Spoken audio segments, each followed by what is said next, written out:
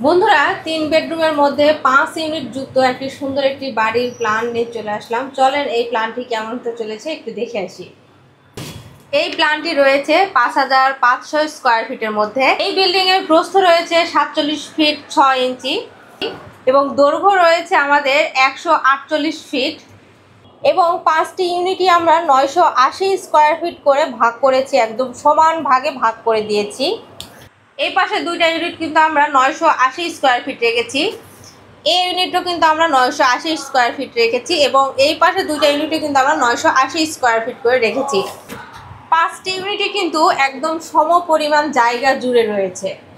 এই প্ল্যানে রয়েছে একটি স্টেয়ার এবং দুইটি লিফট, একটি ফায়ার স্টেয়ার এবং দুইটি লিফট কিন্তু দিয়ে দেওয়া হয়েছে ডিজাইনে।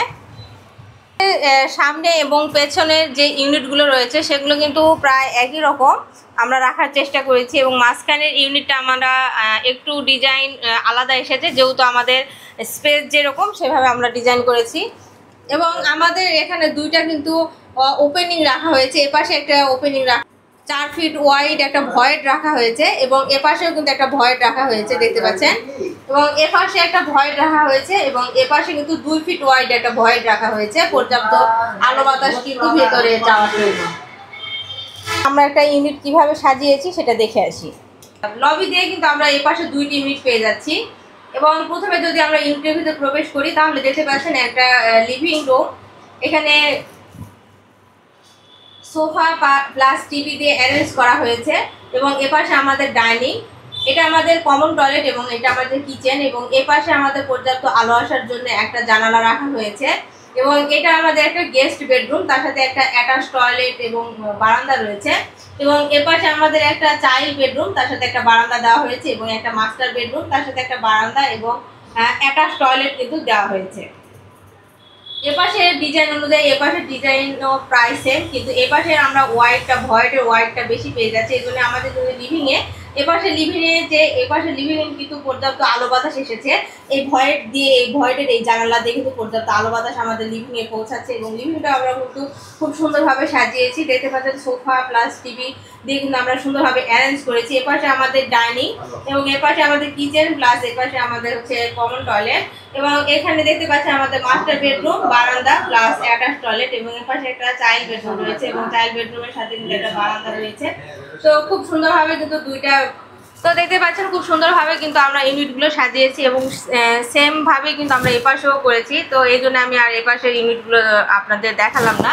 তো আমরা মাঝখানের ইউনিটটা একটু আপনাদের দেখাই। মাঝখানের ইউনিটটা যেহেতু আমাদের এই 4টা ইউনিটের চেয়ে একটু ব্যতিক্রম।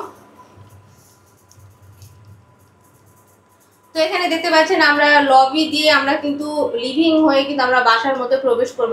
সোফা সেট দিয়ে কিন্তু সুন্দরভাবে লিভিং রুমটা কিন্তু আমাদের অ্যারেঞ্জ করা হয়েছে এবং এর পাশে আমাদের ডাইনিং এবং ডাইনিং টেবিলটা কিন্তু দিয়ে দেওয়া হয়েছে সুন্দরভাবে। ডাইনিং টেবিল কিন্তু এখানে অ্যারেঞ্জ করা হয়েছে এবং এখানে কিন্তু আমাদের একটা কিচেন রয়েছে এবং এটা আমাদের কমন টয়লেট এবং এর সাথে কিন্তু আমরা একটা বারান্দা রেখেছি এবং এই ভয়েড দিয়ে এই বারান্দা হয়ে কিন্তু আমাদের এখানে কিন্তু পর্যাপ্ত আলো বাতাস পৌঁছাবে এই লিভিং রুমে।